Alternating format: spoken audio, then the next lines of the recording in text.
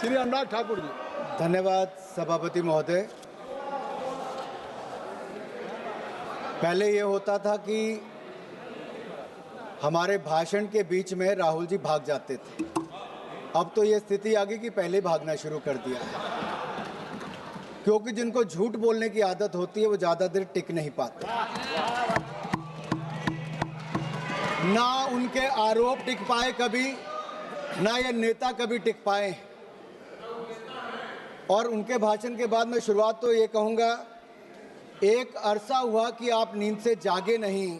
कृपया आप लोग कितना बदल गया भारत, हो जाए, मगर आप माने ही नहीं। Kindly I will request to everybody, kindly take your seat. Kindly take your seat, please.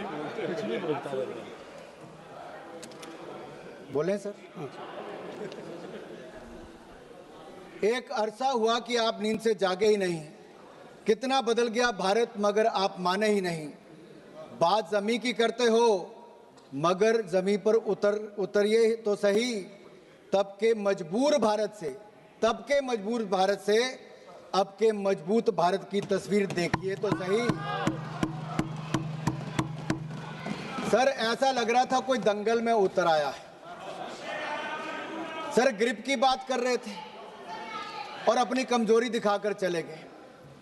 इन लोगों ने अपने समय अर्थव्यवस्था को इतना जकड़ा था भ्रष्टाचार के कारण कि दुनिया की लड़खड़ाती चरमराती अर्थव्यवस्थाओं में भारत को लाकर खड़ा कर दिया था। मोदी सरकार आने के बाद लड़खड़ाती चरमराती नहीं, दुनिया की चौथी बड़ी अर्थव्यवस्था भारत बन गया। वो निर्मला जी की मुस्कुराहट की बात कर रहे थे। मोदी सरकार में एक के बाद एक ऐसा निर्णय हुआ है। आज महिला शक्ति को देखिए, देश की राष्ट्रपति भी महिला है और देश की वित्त मंत्री भी महिला है।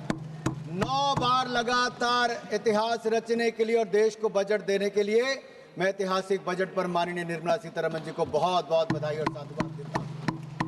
केवल बजट ही नहीं दिया, 140 करोड़ भारतीयों को मुस्कुराने का आपने कारण दिया है। माननीय अध्यक्ष जी, मैं आभार प्रकट करता हूं नेता सदन और देश के प्रधानमंत्री मोदी जी का, जिन्होंने मुझे बोलने का अवसर दिया। देश की वित्त मंत्री महिला है और हमारे माताओं बहनों में बजट और बचत की जो समझ है वो भगवान का आशीर्वाद है। वे किचन भी संभालती हैं, सबकी ज़रूरतों को भी पूरा करती हैं, बचत भी करती हैं और भविष्य के लिए योजनाएं भी करती हैं, भविष्य के लिए पैसे भी बचाती हैं। हमारी माताएं बहनें ईज ऑफ मैनेजिंग बजट में निपुण हैं। हम भारतीय सनातन धर्म और समृद्ध परंपराओं को मानने वाले लोग हैं। संसार में 3 सबसे महत्वपूर्ण दायित्व हैं, ज्ञान, शक्ति और धन, जो मातृशक्ति के जिम्मे है। ज्ञान के स्वरूप में माता सरस्वती विराजमान है, शक्ति के रूप में माता दुर्गा विराजमान है और समृद्धि के रूप में माता लक्ष्मी धन, वैभव और कल्याण का आशीर्वाद देती है। अध्यक्ष, माननीय सभापति जी, अगर मैं कहूँ कि Indian women are born economist with rare foresight and are natural accountants by instinct, तो कहना गलत नहीं होगा। ये बजट सर्वमंगलकारी, सर्वजन हिताय, सर्वजन सुखाय वाला बजट है। Budget 2025-2026 is a continuation of a 12-year reform express that has moved India from policy paralysis to policy performance, from leakage to delivery, from megabytes to gigabytes, from megawatts to gigawatts, from corruption to confidence, from cut money towards kartavya. Earlier government ran schemes, this government runs systems. Earlier government distributed doles, this government builds capacity. Earlier there was a file movement, in this government there is fund movement. Under the leadership of Prime Minister Narendra Modi, this budget is a beacon of hope and progress for Viksit Bharat.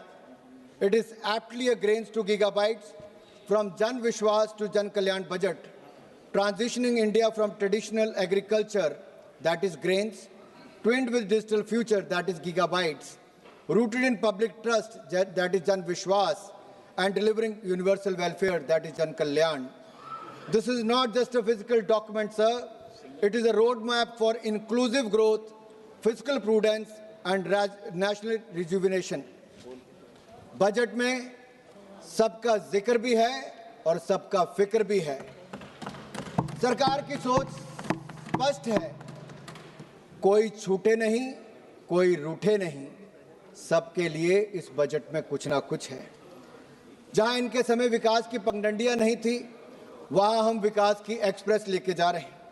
UPA के 10 साल और NDA के 10 साल की budget का तुलना करोगे तो इनका बजट ड्राइंग रूम में बनता था, हमारा जमीन से जुड़ा हुआ बजट है। इनका बजट पॉलिटिकल डॉक्यूमेंट था, मोदी सरकार का बजट सबकी भागीदारी वाला नेशनल मिशन है। जब हम बजट निर्माण पर चर्चा करते हैं तो किचन से लेकर कारखाने तक, गांव से लेकर शहर तक सबकी आकांक्षाओं को शामिल करते हैं। मोदी सरकार के 4 आयाम, गरीब, महिला, युवा और किसान।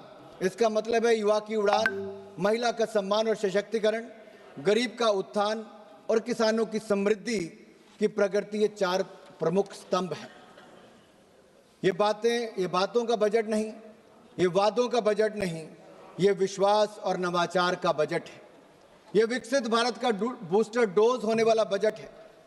हमने इसके 3 कर्तव्य निश्चित किए हैं जो इसका आधार है: उत्पादकता को बढ़ावा, लोगों की आकांक्षाओं को पूरा करना और सबका विश्वास। इन 3 कर्तव्यों के निर्वहन के लिए जरूरी है माननीय सभापति जी, हम स्ट्रक्चरल रिफॉर्म्स की गति को बरकरार रखें, इसे और भी अडेप्टिव और फॉरवर्ड लुकिंग बनाएं। दूसरा, हम फाइनेंशियल सेक्टर को और रोबस्ट और रिजिलियंट बनाएं। तीसरा, हम अपनी इकोनॉमी और economic activity and financial governance को आर्टिफिशियल इंटेलिजेंस एप्लीकेशन जैसी कटिंग एज टेक्नोलॉजी के साथ इंटीग्रेट करें। This budget carries forward the A to Z reform express running towards a Viksit Bharat. A for A, Annadata to Ankalyan. B, bold reforms to Biopharma Shakti. C, chips and semiconductors to connectivity. D, drones to digital India and defense modernization. E, education excellence to electronics and energy independence. F, fiscal prudence to fintech revolution. G, Garib Kalyan to G, Gram G and GST reforms. H, health revolution to housing for all. I, innovation to infrastructure and IT revolution and income tax reforms.